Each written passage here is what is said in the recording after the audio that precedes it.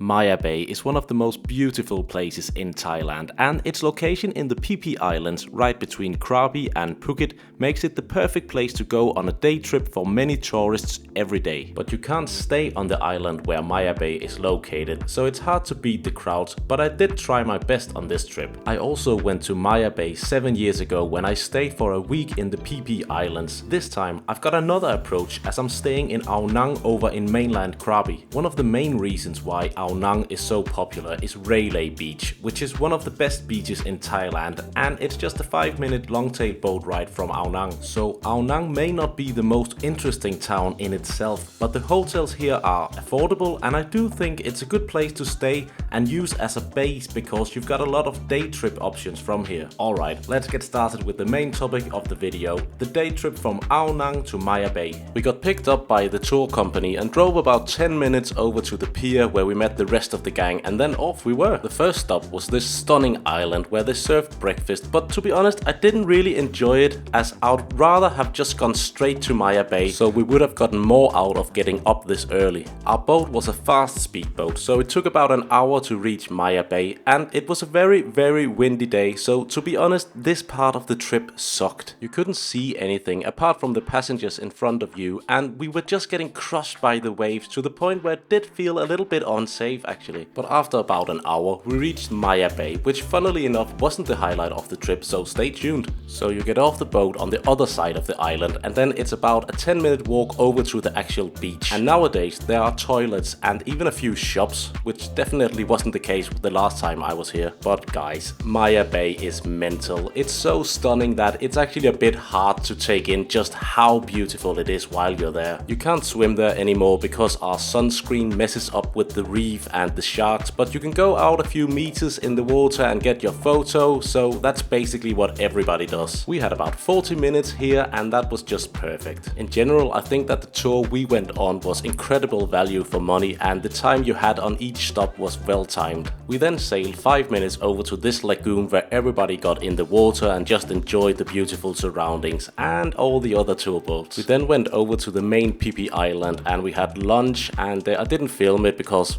it was lunch, it was a buffet, it was alright, that's about it. The journey back from the Phi Phi Islands was much nicer than the ride down there. So we got off at the famous monkey beach where, yep, you guessed it, there's a lot of monkeys, but just look at the color of the water here, absolutely insane. Bamboo Island on the way back to Krabi would have been an excellent spot, but as you can see, the wind was just crazy that day, so it was actually a bit hard to enjoy the beauty, to be honest. We also stopped at some of the famous islands that are very near Krabi. These are the islands that are always advertised as the 4-island tour. So we got to see both Maya Bay and the Phi Phi Islands, as well as the famous 4 islands on this tour. I think the tour was excellent and great value for money, but we were just unlucky with the weather that day. If it hadn't been so windy and if they'd have gone straight to Maya Bay in the morning, it would have been a 10 out of 10 experience, as the staff on the boat were incredible, sweet and a joy to be around. So I do recommend this tour, but maybe not if you get seasick easily.